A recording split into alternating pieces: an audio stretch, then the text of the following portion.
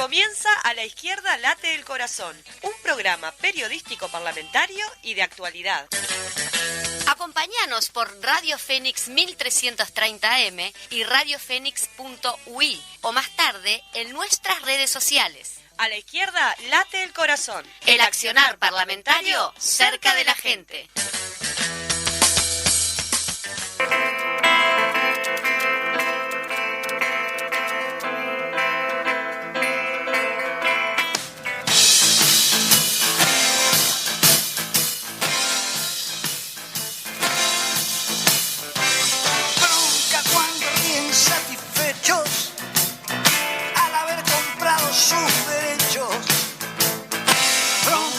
Se hacen moralistas y entran a correr a los artistas. Bronca cuando a plena luz del día sacan a pasear su hipocresía. Bronca de la brava de la mía. Bronca que se puede resistir. Muy buenas, pero muy buenos días para todas y todos. Estamos en un programa más de A la Izquierda Late el Corazón. Empezamos con todo. ¿Cómo estás, Paola? Muy buen mediodía para todos y todas quienes nos están escuchando. Contenta de estar en una nueva audición de A la Izquierda Late el Corazón. Venimos con mucha información. Sí, no, y que veníamos con saludos también, decía. Quiero mandar un saludo antes de arrancar porque después me olvido a los compañeros y compañeras del grupo de los 41, que son los delegados y delegadas al Plenario Nacional de Montevideo, en particular al compañero Nicolás Guillenea, que dijo que si le mandábamos saludos escuchaba. ¿Qué nos regala? Y yo soy así como muy fácil, y bueno, entonces acá tenés el saludo, Nicolás, vamos arriba. Muy bien, yo le mando saludos a todos los compañeros del taller de propaganda, a Artín, al Chino, a Juan Landaco, bueno, a todo el mundo le mandamos un gran saludo y empezamos la jornada con bastante cosita, inclusive volvemos al formato, digamos, anterior, porque ya comenzaron como las actividades, no solo a nivel social, sino sindical, y hay mucha cosa para contar y bueno, desde acá en adelante... Sí. Dadas las circunstancias terribles que estamos viviendo. Sí, también el hecho de que se viene la rendición de cuentas, que en breve va a ingresar en el Parlamento, que implica una discusión bastante larga y ardua, y bueno, a partir de eso se comienzan a movilizar los distintos sindicatos y organizaciones sociales, porque ya se visualiza que va a ser una rendición de cuentas bastante compleja, en donde no va a haber mucho avance en lo que tiene que ver con las necesidades y reivindicaciones de trabajadores y trabajadoras y de las personas que están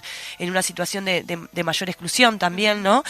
Bueno. Sí, con respecto a eso también hubo una reunión de todas las filiales del PIT-CNT que en cuanto al rechazo, ¿no?, de los trabajadores ante el proyecto de ley que ingresó al Parlamento, que parece que es que obviamente que va en retroceso a lo que es la educación, a lo que es la salud, lo que es me entreveré. Industria, educación, salud pública, etcétera. Por allí tuvimos, pero ahora de último momento, justamente una conferencia de prensa que se realizó en el PIT-CNT.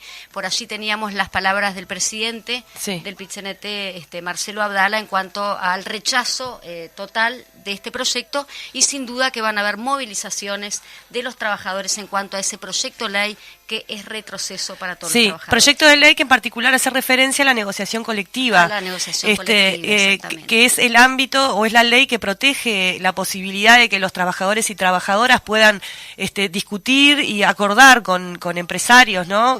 Con los patrones, digamos, en este ámbito tripartito, en donde no solamente se resuelven cuestiones que tienen que ver con el salario, que son muy importantes, sino también cuestiones que tienen que ver con las condiciones de trabajo, por ejemplo, mucho de lo que tiene que ver con la situación, por ejemplo, de las mujeres con hijos a cargo o las personas que tienen hijas a cargo con algún problema de salud, en donde se habilitan, por ejemplo, para algunas ramas la posibilidad de tener días para poder atender esas necesidades, la cuestión de la posibilidad de tener espacios en donde las mujeres que están dando a sus hijos de mamar, por ejemplo, tengan un espacio y un lugar adecuado para hacerlo. O sea, es una infinidad de cuestiones que tienen que ver con la negociación colectiva, y bueno, y hay una modificación propuesta, un proyecto de ley, y al ser convocado también el PIT-CNT al Parlamento para conversar sobre esto, se hace esta reunión, y ahora a las 11 de la mañana hubo una conferencia de prensa en donde claramente se manifestó el rechazo, porque se entiende que es un retroceso en las posibilidades de los trabajadores y de la protección de estos espacios de negociación. En ese sentido, Marcelo Abdala, presidente del PIT-CNT, dice que no es bueno para el desarrollo de este proyecto de ley, no es bueno para el desarrollo de las pequeñas y medianas empresas también. En ese sentido, ¿no? Y también por allí mencionaba de cuando que la Cámara de Industria y la Cámara de Comercio en su momento se dijo que no se iba a discutir en el Consejo de Salario el tema del aumento de salario. Así claro. Que, bueno. Un tema para... rapidito porque lo acabamos, es como recién salidito. Pero es un tema interesante para hacerle seguimiento también de cómo va dándose la discusión a nivel parlamentario, así que estaremos atentas para poder informarles a todos ustedes, a todos de primera mano. Bueno, vamos a la plaza, porque como dijimos hay mucha movilización, actividad, están marcadas para hacia adelante varias actividades, nosotras vamos a ir hasta, no vamos a decirlas todas, en la medida que vayamos avanzando semana a semana las vamos dando a conocer. ¿Por dónde arrancamos, Majito? Y tenemos acá Marcha Nacional Educativa, comenzamos el 15 de junio, se desarrollará una movilización y marcha, la Coordinadora de Sindicatos de la Enseñanza del Uruguay, la CESEU. Los puntos de la plataforma reivindicativa incluyen recuperación salarial, creación de cargos, presupuesto digno, educación integral, basta de persecución. Cuando decimos acá justamente son todos los sindicatos de la educación. De la educación pública. Exacto. La CESEU.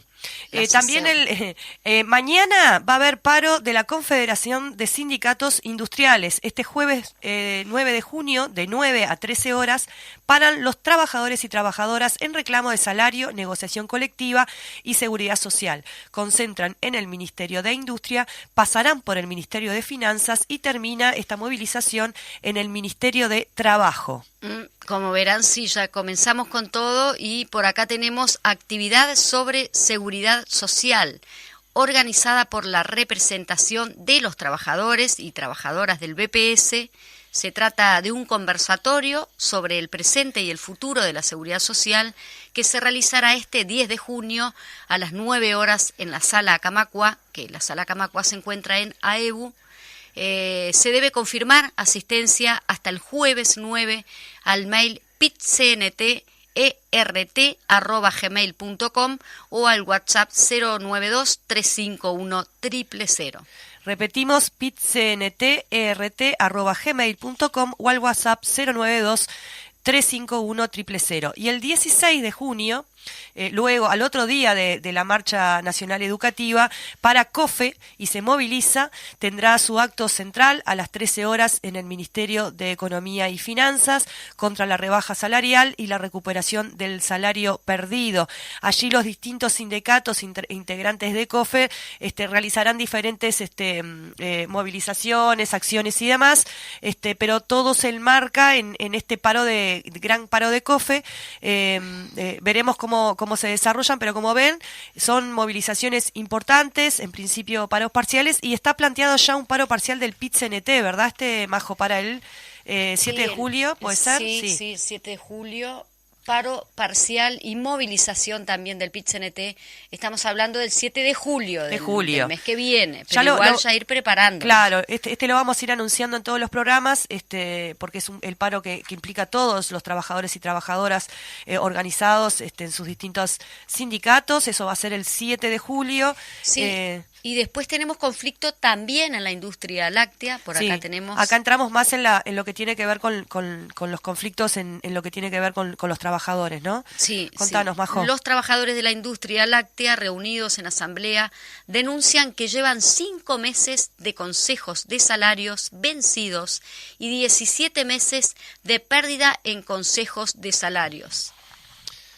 El dirigente sindical Enrique Quique Méndez explicó que a los trabajadores de la industria láctea se les siguen planteando una serie de cláusulas obligatorias extremadamente abusivas que recortan los derechos de los trabajadores durante 4 años. Y debido a esta situación, la Federación resolvió una serie de medidas que finalizará el mañana, jueves 9 de junio, con una movilización que se realizará desde las 9 de la mañana y hasta las 13 horas. Yo dije mañana 9 de junio.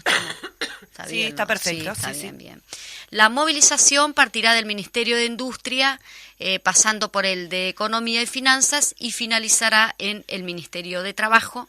La convocatoria será acompañada por la Confederación de Sindicatos Industriales y la misma lleva como consigna: en defensa de nuestro salario, en defensa de nuestros derechos. Ahí va, se pliega con el paro y la movilización que habíamos hablado de la Confederación de Sindicatos Industriales. Bueno, vamos ahora, porque recién pasamos por el Vamos a la Plaza, que no presentamos así como susodichamente la sección, con las movilizaciones y demás, y ahora vamos a ir con un poquito de noticias parlamentarias. Hoy, en la media hora previa de la sesión de hoy de mañana en el Parlamento, el senador Andrade hizo alusión al tema de los conflictos del gas. Capaz que ahí, Majito. Sí, en ese sentido, en cuanto al conflicto del gas, el senador Óscar Andrade se refirió a las relaciones laborales, las responsabilidades de los conflictos. Por ejemplo, los trabajadores del gas, a causa de un despido, hubo 3 instancias ante el Ministerio de Trabajo en donde no se presentó ninguna prueba por parte de la empresa. Se sancionó a los funcionarios y al delegado por tomar medidas sindicales y se contrató a una empresa tercerizada para cubrir a los funcionarios sancionados. Andrade advierte sobre la promoción del conflicto por parte de la empresa para reimpulsar una reestructura. Que es un poco lo que Volvemos venían... como a la vieja, ¿no? Sí. Ante las medidas de los trabajadores, tomamos trabajadores tercerizados. Que es lo que venían denunciando. Nosotros tuvimos acá al compañero que mencionaba esta situación de, por un lado, las medidas que toma la empresa a raíz de medidas sindicales que están en todo su derecho de tomar los trabajadores y trabajadoras. Después, a partir de eso, y ante el paro de las medidas que toman los compañeros del gas, se contratan trabajadores de una empresa tercerizada para hacer el trabajo que no están haciendo, porque justamente hay una situación de lucha. Ante esto reacciona nuevamente el sindicato, y bueno, claramente Río Gas, también lo conversábamos en esa entrevista, tiene una capacidad de lobby bastante importante. También el Ministerio de Trabajo demoró muchísimo en cuestionar justamente esta situación de pasar por encima del derecho de los trabajadores a tomar medidas. No es que en algún momento ellos ocuparon la empresa o alguna de esas cuestiones que están planteadas en la ley de urgente consideración, sino que simplemente realizaron medidas sindicales ante una situación que consideran injusta. Que están en todos sus derechos, normas legales, etcétera, ¿no? También ahí hubo un manejo bastante feo, al que nos tiene acostumbrados, como siempre, la senadora Bianchi, que se hace eco de una plaquita en donde se cuestionaba los salarios de los trabajadores. También explicaron los trabajadores que eso no es tan así, y aunque tuviesen un sueldo que esté bueno, que sea jugoso, que ojalá pudiésemos tenerlos todos y todas, eso no los inhabilita a tomar, reivindicar por todo, porque a veces no es solo una reivindicación por el salario, es por las condiciones laborales. También hay como una cosa de, como hay tanta necesidad de trabajo, que hay pila de familias desempleadas, juegan con esa también la empresa, ¿no? Tercerizo, y bueno, porque también hay una necesidad por parte del trabajador que va a tomar esa siempre, esa tarea, ¿no? Ese es el problema, cuando estamos en una situación de falta de empleo, y también de un gobierno que de alguna manera habilita y apaña de cierta medida esta lógica de bajar costos de las empresas a través del salario de los trabajadores y trabajadoras. Ocurren estas cuestiones de necesidad, muchas veces de trabajadores y trabajadoras, de ignorancia, de desconocimiento, intentando también poner trabajadores contra trabajadores. Es evidente que los compañeros, si vos estás haciendo una medida y te ponen otros trabajadores a hacer tu mismo trabajo, lo van a mirar con linda cara. No, y generan situaciones que son difíciles, pero bueno, no se trata de trabajadores contra trabajadores. Esto es responsabilidad de Río Gas, que a pesar de que estuvo el sindicato en varias ocasiones dispuesto a hacer acuerdos, incluso el ministerio hizo una propuesta y la empresa no quiso acordar. sigue trancado todo, ¿verdad? Bueno, vamos, seguimos entonces con las noticias parlamentarias. Las noticias. La diputada... A ver, no sea atrevida, ¿Qué? Paola. ¿Qué No pasó? sea atrevida. ¿Qué hice? No te vas a acordar nada. No se atrevida. ¡Ah! Sí, horrible. Ay, Bueno, qué violencia, ¿no? Pará. Eso es violencia política. te me fuiste. No importa, necesito decirlo. Bueno, pero eso lo vamos a conversar después. Espera un poquito, no te me adelantes. Se me adelanta a la especie de guión que rezongame. tenemos. Y entonces la tengo que rezongar. Noticias parlamentarias, seguimos con las noticias parlamentarias. La alimentación, en el día de, justamente lo que hablábamos, el paro de educación, la diputada por La Valleja del Partido Nacional, Alexandra Insaurralde, presentó un proyecto de resolución para que se decrete la esencialidad en los comedores escolares el próximo 15 de junio, fecha en la que se convoca un paro general de la educación, como informábamos antes. La alimentación está a cargo de ANEP, bajo su programa de alimentación escolar, que brinda más de 275.000 prestaciones diarias en 2.355 servicios de alimentación. Raro el planteo, en realidad, saben que tuvimos varias instancias donde discutimos este tema, ¿no? Donde se les exige a los trabajadores que garanticen, los trabajadores a su vez manifiestan que bueno, han hecho denuncias de cómo en varias oportunidades, incluso durante la pandemia, no se ha hecho cargo el gobierno, el Estado, quien tiene que hacerse cargo, la institución, de garantizar la alimentación de los niños y niñas. También, y bueno, y ahora resulta que se plantea este proyecto de resolución, que veremos cómo continúa y también cuál es la posición de los legisladores frente amplistas en relación a este tema, que nos parece que sería interesante tener ahí una visión. Bueno, tenemos acá una autorización de salida del país del presidente de la República, cosa que eso no va a poder suceder porque el presidente de la República contrajo COVID.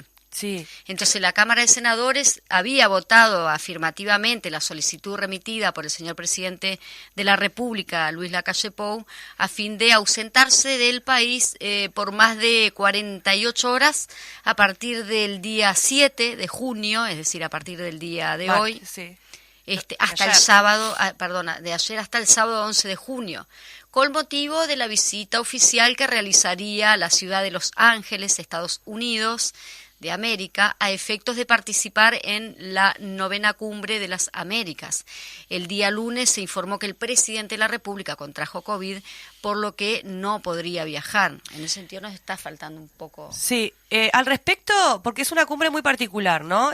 O sea, es de Cumbre de las Américas, pero van todos menos quienes dicen los yanquis que no pueden ir. Al respecto, el presidente de Venezuela, Nicolás Maduro, manifestó: la Cumbre de las Américas es la cumbre de la protesta contra la exclusión antiimperialista.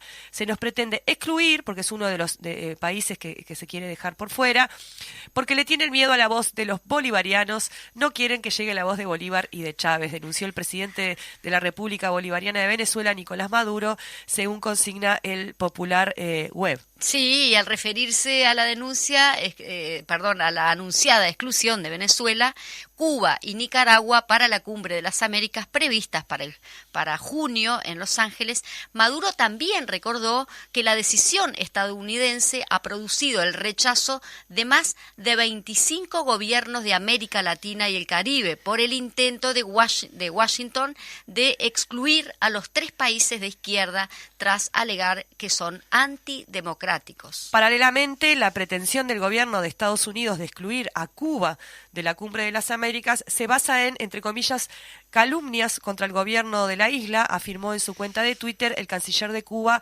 Bruno Rodríguez, y cito: carente de pretextos para el empeño de excluir a países de la región de la cumbre hemisférica en Los Ángeles, Estados Unidos acude nuevamente a la calumnia al señalar que Cuba no coopera lo suficiente en la lucha contra el terrorismo. Una mentira más, escribió el máximo representante de la diplomacia de la isla. Justo ellos hablando de terrorismo.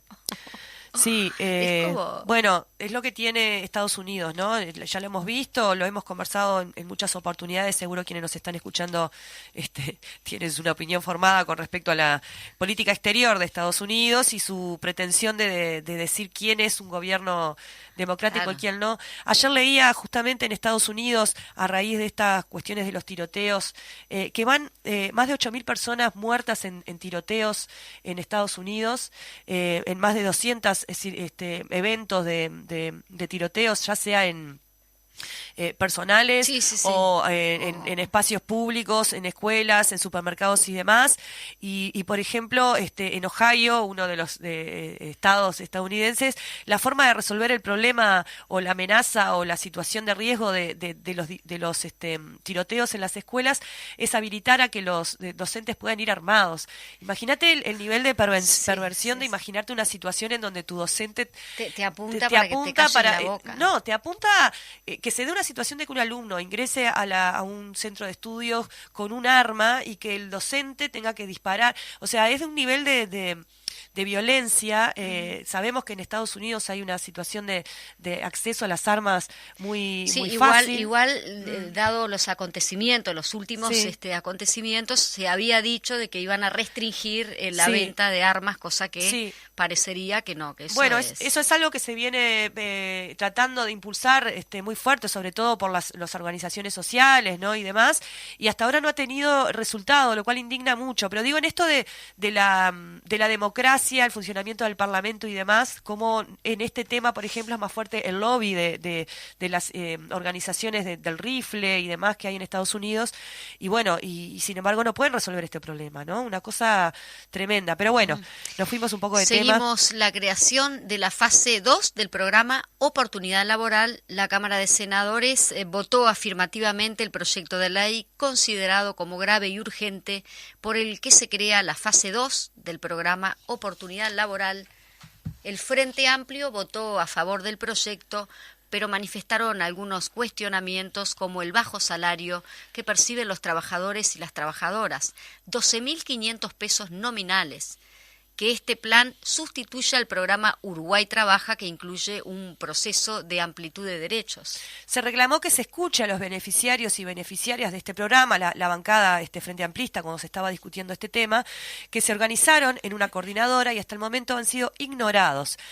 También que no se presenta un seguimiento de cómo continuaron sus procesos laborales, quienes participaron de este programa, si continuaron trabajando, si volvieron al desempleo o con empleos precarizados. O sea, no hay un seguimiento de este proceso. La bancada Frente Amplista marcó también la falta de articulación con el Instituto Nacional del Empleo y Formación Profesional, así como los organismos que conducen la enseñanza, para que las personas que son beneficiarias de estos programas participaran de estos y salgan con una capacitación, ¿verdad? También este proyecto, esto el jornal, la oportunidad laboral, se mencionaba que ayudaba a que los índices de desempleo no fuesen más altos, ¿no? Lo conversábamos con Olesker en su momento, ¿te acordás cuando vino a conversar sobre el tema de salario, de inflación y demás? Pero claro, son empleos muy precarios. Claro, pero estamos hablando de que los índices de desempleo, sube el empleo, baja el desempleo, pero son 12.500 pesos. Sí. ¿Quién vive con 12.500 Con una falta de pesos? integralidad importante, como manifiestan los legisladores del Frente Amplio. Y después, para cerrar, en lo que tiene que ver con el proyecto Neptuno, que también estaremos profundizando en este sentido, Ramón Parra de FOSE dice que el secretario general de la Federación de Funcionarios de FOSE, Ramón Parra, dijo que el proyecto Neptuno es privatizador, inconstitucional y lo pagará el pueblo con aumento de tarifas. Por tal motivo, el sindicato no descarta ninguna iniciativa, como por ejemplo presentar un recurso de inconstitucionalidad, recursos ante organismos internacionales o la posibilidad de ocupación y desembarco en lugares estratégicos. En próximas entregas estaremos profundizando con nuestros y nuestras parlamentarias sobre este asunto tan importante, y que es importante comprender también en cabalidad para poder construir una movilización popular, si se quiere, en este sentido, para frenar este proyecto. Sí, como que esas reivindicaciones del tema del agua siempre estuvieron bastante ocultas y en realidad el agua es fundamental en el ser humano, ¿no? Es un derecho. También está el tema de la ley de medios, que ayer veía también declaraciones de uno de los legisladores, ¿no? Que a raíz, seguramente vieron en la prensa que salió un Delgado, después de que hubo esa reunión del presidente Lacalle, Delgado y algunos ministros, de que había una intención de profundizar y de acelerar, digamos, poner el pie en el acelerador, decían allí, y bueno, y en este sentido, una de las cuestiones que está sobre el tapete tiene que ver con la ley de medios. Acá está el director nacional de Telecomunicaciones y Servicios de Comunicación Audiovisual, Guzmán Acosta y Lara, se refirió a la rendición de cuentas y manifestó, consultado sobre la posibilidad de que con un solo artículo se derogue dicha ley, hablamos de la ley de medio, el jerarca manifestó que es una posibilidad, así como también lo es la de derogar solamente el artículo 56. Y el artículo 56 hace referencia a que no puede más de una persona jurídica tener, por ejemplo, televisión por cable y al mismo tiempo tener telefonía celular y al mismo tiempo, o sea, lo que hace es cuidar que no haya una concentración de medios de comunicación de distintos tipos en una sola persona jurídica. Que esto tiene que ver también con la posibilidad de evitar que se dañe la democracia y la capacidad de poder tener información variada, porque si todo está en una sola mano es complicado. Sí. El diputado de Cabildo Abierto, Sebastián Cal, presentó ante la Comisión de Industria en los últimos días un proyecto de ley que habilita a las empresas proveedoras de televisión por cable a brindar servicios de Internet. Sobre ese punto, Acosta y Lara dijo que hay que buscarle una solución rápida a este tema. Así que tenemos ley de medios, el tema del agua. Desarrollar el agua. Sí, tendríamos que ver un poco. Hoy, por ejemplo, no lo comentamos, pero el invitado del día de hoy justamente va a hablar sobre el tema de seguridad, un poquito también desarrollando el llamado a sala que hubo en el día de ayer al ministro del Interior, Heber. Vamos a nombrar una cosa solo con respecto a la interpelación, que tiene que ver con este ataque violento que hizo la presidenta de la Cámara, Beatriz Argimón, que además es la vicepresidenta de la República, cuando la senadora Amanda de la Ventura manifiesta en su intervención, comienza a hablar sobre el tema de los femicidios y de manera muy violenta, muy fea, realmente muy fea. A mí no me gustó, creo que a nadie le gustó para nada la forma. Violencia política, lo dijo por allí. Le dijo a la senadora Amanda de la Ventura que estaba fuera de tema. Y por allí informaba la compañera Carolina Mayo, que el femicidio es un agravante muy especial del homicidio, según el artículo 312 del Código Penal.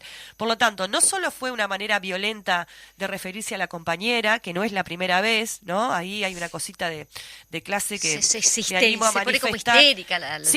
Creo que hay una situación de violencia fea, sino que además estaba equivocada la vicepresidenta y presidenta de la Cámara al manifestarle eso, ¿no? ¿Se acuerda el otro suceso que dijo? No estoy violando el reglamento.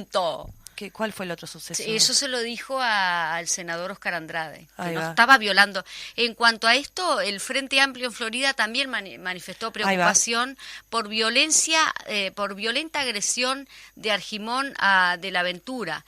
En la citación al ministro del Interior en el Senado, la vicepresidenta Beatriz Argimón le dijo a la senadora, que ya lo habías dicho tú, atrevida, en cuanto a eso, el Frente Amplio de Florida saca un comunicado que justamente rechaza estos actos violentos de Argimón hacia de la Ventura. Sí, la verdad que toda la solidaridad con la compañera que está siendo sistemáticamente que atacada. Sin duda el Frente Amplio a nivel nacional también sacará algún comunicado. Veremos, pero nada, eso, queríamos hacer mención a esto.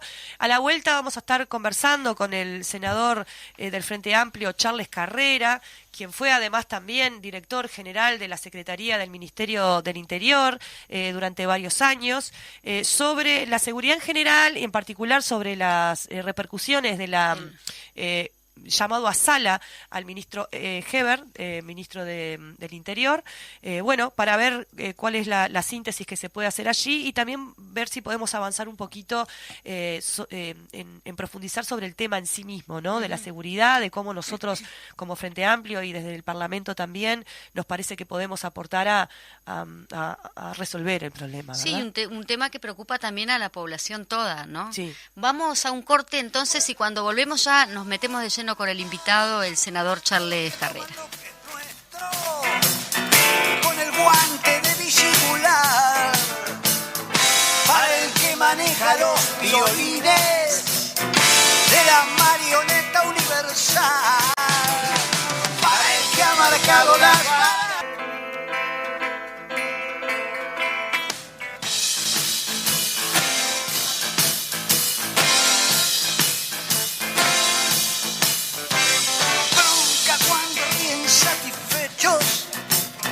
al haber comprado sus derechos. Muy bien, ya tenemos al senador Charles Carrera en línea. Le damos la bienvenida, senador. Bienvenido aquí al programa La Izquierda Late el Corazón. Buenas tardes, un gusto estar en comunicación con ustedes y con toda la audiencia. Muchas gracias por la oportunidad de charlar un rato. Charles, te habla acá Paola Beltrán, senador. Ayer tuvimos un llamado a sala del ministro Heber, del ministro del Interior, en donde hubo después una conferencia de prensa por parte de la bancada, en donde se manifestaron algunas conclusiones preliminares en relación a este llamado a sala. ¿Qué nos podés decir al respecto, así como en síntesis? ¿Qué nos queda de esta comparecencia? Bueno, desde el frente lo que tratamos de hacer es elevar la discusión, porque realmente estamos viviendo una situación muy compleja en materia de seguridad y convivencia, en tema de violencia. Estamos viendo una emergencia, no es que sea algo coyuntural del mes de mayo, sino que por lo menos desde el 1 de julio del año pasado hay un incremento en la violencia, es decir, comienza a ceder la pandemia y hay un incremento en la violencia. Y lo que nos queda a nosotros es, primero, que no logramos nuestro objetivo, que era elevar la discusión, porque hay una negación de parte del ministro, de parte del Poder Ejecutivo, de parte del oficialismo, que choca con la realidad. Ajá. Es decir, este es un problema real, no lo decimos nosotros, nos denuncian los vecinos en los barrios, ya es un tema notorio en los medios de comunicación. Es decir, es un tema que es muy grave la situación que se está viviendo. Nosotros realmente no se presentó ningún plan, no hay políticas públicas en materia de seguridad y convivencia, no hay una mirada integral, pero no solamente no hay una mirada integral, sino que no hay refuerzos. Si uno mira con una lógica policial, no hay refuerzos presupuestales para la policía, porque uno cuando dice que una política pública, que algo es prioridad, uno lo marca la ley de presupuesto y la ley de rendición de cuentas. Y en la ley de presupuesto existieron recortes presupuestales, y en la ley de presupuesto no, es decir, el funcionario policial está perdiendo salario. Entonces es una situación muy compleja y no hay una mirada integral. Entonces nosotros lamentablemente lo que nos vamos es con eso, ¿no? Con la negación. Sí. Con el tratar de seguir haciendo estos temas un botín electoral, de seguir con esa lógica electoral a los efectos de bueno, que nosotros acá hay que superar esto y tratar de diseñar políticas de Estado donde estemos todos adentro en ese sentido, ¿no? Vos manifestabas que no se presentó un plan, sin embargo el ministro en la conferencia de prensa no solo dijo que en el régimen, digamos, ese que hubo cerrado de la Cámara, se presentó un plan, sino que además dijo que habían dado una información como nunca se dio en la historia del Parlamento. Entiendo que los datos que ahí se brindan obviamente no se pueden hacer públicos, pero él manifestaba que allí sí había presentado ese plan, lo cual es muy difícil de comprobar porque justamente no tenemos acceso a lo que allí ocurrió. Si no se presentó, en lo que pudimos escuchar quienes seguimos la comparecencia, en términos generales no se presentó un plan, pero él manifestaba que allí sí. ¿Qué podemos decir al respecto, No, que Charles? el ministro faltó a la verdad. Bien. Es decir, está faltando a la verdad, es una mentira decir que se presentó un plan, un programa para atender la problemática que estamos alertando. Porque a nosotros lo que nos preocupa es si todo sigue como está hasta ahora, es decir, ahí la proyección es que vamos a superar el peor año en estadísticas oficiales, que fue el 2018, que la puesta en marcha del nuevo Código de Proceso Penal tuvo un impacto muy negativo en materia de seguridad y convivencia. Todo indica que vamos camino a eso. Entonces, lo que se presentó ahí, que cuando nosotros pensamos, bueno, pasamos a régimen secreto, nosotros pensamos, bueno, se nos va a dar alguna información del programa, cuál es ese plan que el ministro dice que anunció el presidente Lacalle, pero en realidad lo que nos dio fue alguna información reservada, confidencial. Ajá. No pasó de eso. No pasó de una información reservada acerca de una investigación, de decir cuáles son los clanes o las familias que se dedican al narcomenudeo en Uruguay. Digo, es eso, pero además información que ya se conocía y cuáles son un poco los territorios en disputa.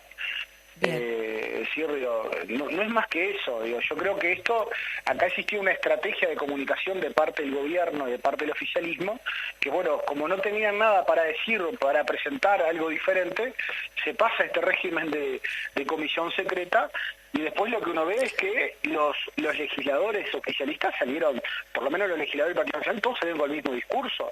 Con esa lógica nunca se obtuvo tanta información, digo. No es así, eso es una falsedad absoluta. Sí, en cuanto a los dichos de Manín y Ríos, refiriéndonos en este sentido, de que parecería que en todo momento en la interpelación no dijeron nada, pero no solo que no dijeron nada, sino que estaban como lo que el frente no hizo, fue muy sacándose como esa responsabilidad. Y en ese sentido, justamente Manín y Ríos dijo que ahora aparece el Frente Amplio justo dándole cátedra de lo que ellos tenían que hacer cuando no lo hizo el Frente Amplio cuando estaba en el gobierno. Yo creo que Manín y Ríos hoy es gobierno, Manín y Ríos hoy es oficialismo. Manín y Ríos, si tiene propuestas para hacer, lo que tiene que hacer es presentarlas al Poder Ejecutivo, porque es muy fácil salir a la prensa a decir gre, pero acá adentro vas y tenés otra acción, acá adentro vas y lo respaldás. Entonces, que quede claro eso, ¿no? Bien. Digo, decir, y nosotros no somos gobierno, nosotros hoy somos oposición. Frente Amplio fue gobierno, hizo cosas muy buenas para el país y hay cosas que no las hizo bien. Y por algo, por ejemplo, hoy no somos gobierno, somos oposición. Pero ya vamos para 3 años en un gobierno en el cual con un gran facilismo decían que esto se iba a resolver por el tema del ejercicio del principio de autoridad, y no es así. Acá hay problemas estructurales graves, pero además no solamente eso, sino que acá para atender esta problemática hay que aplicar políticas integrales y hay que respaldar de verdad a la institución policial, porque como todos los trabajadores públicos, privados, jubilados y pensionistas, el trabajador policial está perdiendo salario. No solamente está perdiendo salario, yo me enteré el fin de semana, yo no estuve... Lo pensaba decir ayer, pero no lo pude porque en 15 minutos es un tiempo muy corto la exposición que uno puede hacer. Sí. Pero, es decir, se están desempolvando los viejos revólveres 38 porque no hay munición para practicar en la Guardia Republicana y algunas jefaturas de policía en el interior. Es decir, los policías están tratando de hacer colecta para hacer patrullaje. Porque en Durazno le falta combustible. Los policías se han quejado que no tienen chalecos de protección, es decir, las medidas de seguridad de un trabajador son importantísimas, pero para el trabajador policía es importantísimo que tenga un chaleco de protección. Entonces acá, es decir, hay una retórica que esto es prioridad, pero en realidad cuando uno ve los hechos no es así. El comisionado parlamentario por primera vez en la historia presenta un plan para bajar la reincidencia y atender la problemática de cárceles. Hay más de 14.200 personas privadas de libertad, pero resulta que no se construyó 1 metro cuadrado. Van para 3 años de gobierno y han perdido 1.000 plazas en este tiempo. Entonces hay un hacinamiento crítico. Se dijo, y nosotros, pero además no solamente eso. Entonces, bueno, ahí nosotros tenemos una posibilidad de, en la rendición de cuentas, que es el próximo hito que hay, bueno, de ver cuáles son las prioridades. Para nosotros, para el Frente Amplio, la prioridad es la salud, la vivienda, la educación. las políticas sociales en general, que son importantísimas, y también la seguridad pública. Bueno, veamos ahora, en la rendición de cuentas, si se va a respaldar y se va a priorizar como se dice que se va a priorizar. Porque ayer tampoco existió ningún anuncio, ¿no? Sí. Ayer hicimos mención, los trabajadores policiales están reclamando un 22% aumento, que es la recuperación salarial, el salario que han perdido desde el 2019. Por ahora, nada. Sí, en ese sentido fueron claros los distintos senadores y senadoras que participaron ayer de la discusión de que no había esto no era un cuestionamiento a la policía, sino a la política del Ministerio del Interior. Te quería consultar en relación a algunas cuestiones que manifestó el ministro.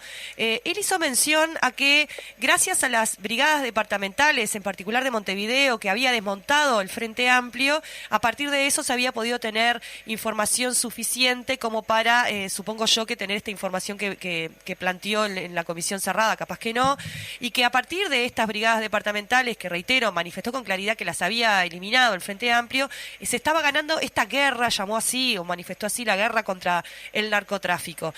¿Podés explicarnos un poquito de qué está hablando el ministro? Sí, no, las brigadas departamentales en un momento, en el año 2013, por un tema de corrupción policial, se cerraron.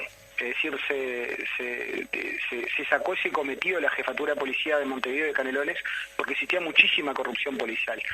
Y lo que se hizo fue darle más recursos humanos a la Dirección General de Drogas y se le solicitó que se hicieran cargo de esos cometidos. Entonces, ahora se restableció y ellos dicen que es exitosa su política contra el microtráfico. Nosotros creemos y eso es un tema que nos preocupa, porque hay una mirada muy parcial de lo que es la lucha o el enfrentamiento al problema del narcotráfico, porque están mirando solamente lo que es el eslabón más débil de la cadena, que es el microtráfico, y en realidad está bien, hay que cerrar bocas, pero también hay que mirar que esto es acá, es decir, cuando uno habla de narcotráfico, uno tiene que analizar que hay personas que ingresan la droga al país, que hay personas que la sacan en tránsito, la exportan luego al exterior, hay personas que hacen el blanqueo, el lavado de capitales, es una cadena muy amplia. Entonces, a nosotros lo que nos preocupa es que hay que combatir el todo y no solamente el microtráfico. Y nosotros creemos que en el todo es a donde no se está trabajando, en los grandes cargamentos, los grandes delincuentes. No nos olvidemos que tenemos el triste episodio que hoy hay un narco y que es un narco uruguayo, que es lo que se a nivel del exterior le dicen que integra en Paraguay. Una investigación ha dicho que hace parte del primer comando del Uruguay, que es Marcel Cabrera, que ese hombre que estaba detenido en Dubái está prófugo de la justicia a nivel internacional porque el gobierno, la calle y el ministro Heber le dio un pasaporte uruguayo, que eso lo que permitió es que él estuviera prófugo hoy. Y estaba preso en Dubái por andar con documentos falsos. Y era una persona que, si se hubiera asistido en la inteligencia que dice el ministro, esa persona, que existían pistas de investigación en torno a él, si hubiera existido esa inteligencia, es decir, jamás el Ministerio del Interior, el Poder Ejecutivo le podría haber otorgado ese pasaporte. Entonces, me parece que tengamos claro eso, ¿no? Que hay una persona hoy, un tipo pesado, que había cumplido penas en Uruguay por narcotráfico, había cumplido penas por varios delitos y tenía antecedentes por varios delitos. Es decir, no era un pobre diablo, sino un tipo bastante pesado. Entonces, me parece acá que hay que ver eso. Nosotros estamos muy preocupados porque no hay esa política del todo. A nosotros también nos preocupa de los cargamentos. Es cierto, yo le reconozco al ministro y le reconozco a las autoridades que se han agarrado cargamentos bastante importantes de pasta base, que ahí es a donde hay una diferencia de esta administración con las administraciones anteriores. Pero a mí lo que me preocupa es esos cargamentos tan grandes que se agarraron 407 kilos, 456 kilos de pasta base en Artigas, en el departamento Río Negro, creo que fue el otro en Soriano. Es decir, eso, ¿para dónde era? Porque esos son 3 o 4 meses de consumo interno. Claro. ¿eso era para el Uruguay o estamos en una fase superior de narcotráfico? El ministro, cuando le pregunté eso el año pasado, me dijo que era para el consumo interno porque eso se consume mucho. Eso es para 3 días, no, eso es para 3 o 4 meses. Claro. Entonces, son 4 millones de dosis. Digo, los adictos a pasta base, los consumidores de pasta base ha estado bastante estable en los últimos 15 años, son unos 10.000 consumidores por cifras oficiales. Bien. Entonces me parece que está existiendo eso, pero además no tenemos un sistema eficiente de lucha contra el narcotráfico o de penas, porque a mí el narco La Taona, que se lo agarró con 456 kilos, que está en un nivel superior al narcotráfico, que es un narcotraficante de una droga que nos hace mucho daño a la sociedad, a ese se le dio una pena de 24 meses. Sí. Y a mujeres que han intentado egresar, que no comparto esa acción, pero el Donna Summer es el caso más emblemático, se le dio una pena de 4 años. Sí, el otro día leía que le habían son las cosas que nos tienen que preocupar. Le habían dado una pena de 2 años de penitenciaría a un señor que vendía flores de marihuana en la feria en una cajita, ¿no? O sea, son cosas que totalmente, claro, rarísimo, ¿no? Por eso, pero nosotros creo que estamos volviendo, es decir, y la política, esto que te decía, luchar contra el todo, es una política que se inauguró, no en el Frente Amplio, se inauguró en la segunda administración de Sanguinetti, fue una política de Estado que se aplicaba en Uruguay. Ahí va. Entonces, me parece que desde esa época, desde el año 95 hasta el 1 de marzo del 2020. Entonces me parece que esas son las cosas que tenemos que analizar, y hay que analizar porque cuando eso se te instala en Uruguay, es terrible. Y además cuando esta lógica que hay, porque vos luchás contra un clan familiar, ese clan luego se lo desplaza o va preso, y viene otro clan a ocupar ese espacio. Exacto. Es muy complejo la lucha esta, y hay mucha evidencia, hay mucha evidencia científica. Entonces nosotros lo que estamos buscando es hacer políticas de Estado. Y otro tema que denunciamos ayer, y aprovecho la oportunidad porque se levantó muy poco, es acerca de las cifras oficiales. Sí, eso. Es decir, a nosotros en la Fiscalía General de la Nación, porque hay un récord que tiene Heber que no contesta los pedidos de informe, ¿no? A la Cámara de Senadores no le contestó el 80%, a la Cámara de Diputados el 91% de los pedidos de informe. Nosotros le preguntamos acerca de los homicidios. Sí. Hicimos un acceso a información pública a la Fiscalía, y la Fiscalía nos dice que se consumaron 313 homicidios. Hay denuncia de 313 homicidios. El Ministerio del Interior te habla de 300. Pero lo que nos preocupa es que hay es una categoría que se llama muertes dudosas, que ha aumentado. Pero ha aumentado, es decir, más del doble de lo que era. En la administración anterior la muerte dudosa eran 80 muertes dudosas por año el promedio. Ahora son 165. Entonces, y si tú ves las muertes violentas en Uruguay, de acuerdo a información del Ministerio del Interior de Fiscalía, no ha variado el número. Porque si tú sumás, en el 2019 fueron 497, en el 2020 fueron 496 y en el 2021 fueron 484.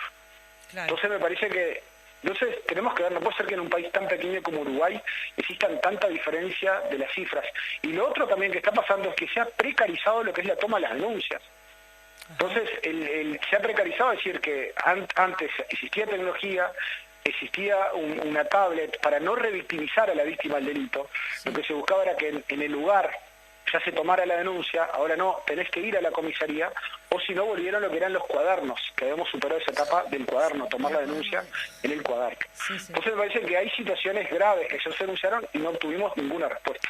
Yo te quería consultar en cuanto a estas realidades paralelas, como se dice, ante esta negativa del ministro de no haber contestado nada y bueno, no tener ningún plan ni nada. ¿Cómo llegar justamente a una negociación razonable? Porque en definitiva, ¿cómo está parado el Frente Amplio a futuro? Porque en definitiva los rehenes de toda esta situación obviamente es la población. Sí, eso es lo que nos preocupa, porque nosotros ahora lo que estamos pensando es decir, hay un hito que es la rendición de cuentas. Bien. Nosotros estamos esperando la rendición de cuentas para ver si ahí decir cuáles son las prioridades, es decir, cuáles son los énfasis que tenemos que poner sobre las políticas públicas. Es decir, nosotros cuando salimos al interior, cuando recorremos Montevideo, Canelones, la denuncia que más recibimos es que no hay medicamentos en los hospitales, los más básicos. Hay falta de alimentación en las escuelas. Todavía tenemos 100.000 personas que se están alimentando en ollas populares. Hay pérdida de salario, hay reclamos de los funcionarios públicos en general, en este caso que estamos hablando de los funcionarios, en particular de los funcionarios policiales. Y bueno, nosotros lo que nos proponemos es, discutir ahí, hacer resistencia, acompañar y denunciar, porque hoy el rol es decir de control y denunciar. A mí me parece realmente muy vergonzoso que el ministro del Interior no haya contestado ninguna de las interrogantes que le hizo el senador Enrique Rubio, el compañero Enrique Rubio, sí. Y bueno, el que hicieron los demás compañeros, y los planteos que hicimos, ninguno. Sí. Ninguno. Él sigue con esa en el modo parlamentario. Y sí. Cuando uno tiene que superar esa etapa, hoy tiene responsabilidades públicas del Poder Ejecutivo, de la función administrativa, que es una de las más importantes en el Estado, en la República, que es hacer que el país funcione. Charles, te quería consultar, lo estuvimos comentando antes de la entrevista, de esta actitud que tuvo la presidenta de la Cámara, Beatriz Argimón, con la compañera senadora Amanda de la Ventura, que no es la primera vez que es violentada en la Cámara, ¿no? Cuando ella hacía referencia al tema de los femicidios y la corregía la vicepresidenta diciendo que se iba de tema, y sin embargo el femicidio es un agravante muy especial justamente del homicidio, que era una de las cuestiones que estaban allí en discusión. ¿Qué opinión te merece esta situación? Sí, nosotros ayer hoy justo vamos a analizarlo en bancada y hacer un planteo político, porque realmente es una situación muy grave, porque la vicepresidenta lo que tiene que hacer es darnos garantías a todos. Y fue una situación de violencia política la que sufrió la compañera Amanda de la Ventura. Nosotros ayer teníamos que haber hecho un planteo, pero realmente en la discusión empezamos desde nuestros asientos a hacer a exigirle a la vicepresidenta, pero resulta que no, ahí desde la coordinación desde nuestra coordinación teníamos que haber hecho un planteo y estamos planteando que lo vamos a hacer en estos días.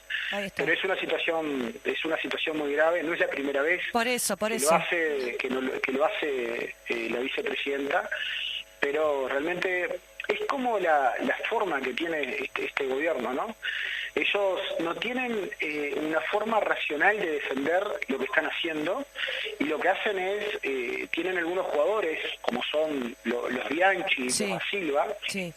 Y lo que hacen es desde tratar de hacer eso. Y nosotros lo que nos preocupa es cuando vamos a una discusión, por la importancia de la discusión, que no se pierda, porque en definitiva ayer discutimos temas importantes, pero lo que más se habló hoy es de este incidente, ¿no? Claro. Entonces a nosotros nos preocupa eso y aparte no hay una relación de dependencia, no es una patronal esto, no es superior ella como para poder y tampoco lo tendría porque no podría hacerlo tampoco, pero digo.